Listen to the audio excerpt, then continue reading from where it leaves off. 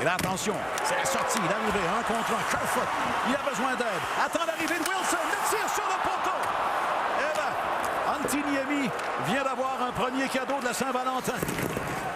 Mais le disque libre est récupéré par Yakupov, qui le rejette en lobe vers le centre. Et là, c'est Alzner qui intercepte. Ça mène en zone offensive. Alzner du revers et sur le retour. Alors que Pacioretty a été poussé sur le filet. Et l'Avalanche s'en tire très bien dans les circonstances parce qu'il y avait vraiment danger là d'accorder le premier but là-dessus. Voilà l'arrivée de Kerfoot. Kerfoot qui remet derrière. Revient, bon tir. Il est tiré sur le poteau ensuite. Alors un premier bel arrêt. C'est Pacioretty, lui, qui est chassé pour avoir accroché, empêchant l'Avalanche de concrétiser une belle occasion de marquer. Pourtant, tout le monde est là en repli, mais vous avez vu l'ouverture dans le haut de l'enclave. On a permis cette passe. Le tir de Landeskog va frapper le poteau. Pacioretty a accroché l'adversaire devant le filet.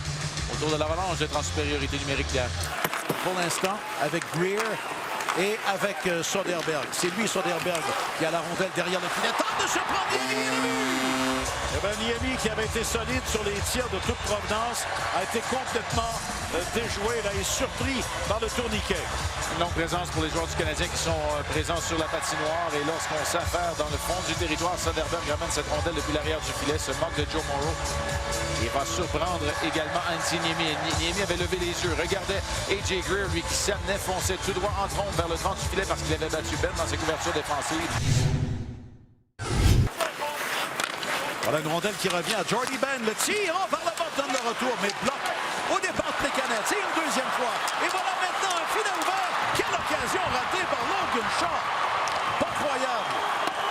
Et Varlamov qui est en train d'apposer sa signature dans ce match, en cette troisième période, assurément. C'est une fois, deux fois et trois fois au départ de Plekanec. Et par la suite, il vient frustrer Logan Shaw, aidé par Tyson Barrie, cependant son défenseur. Il résiste et va même arrêter la dernière menace en séquence, le tir du point d'appui de David Schlemko avec une circulation lourde devant lui. Landeskog perd.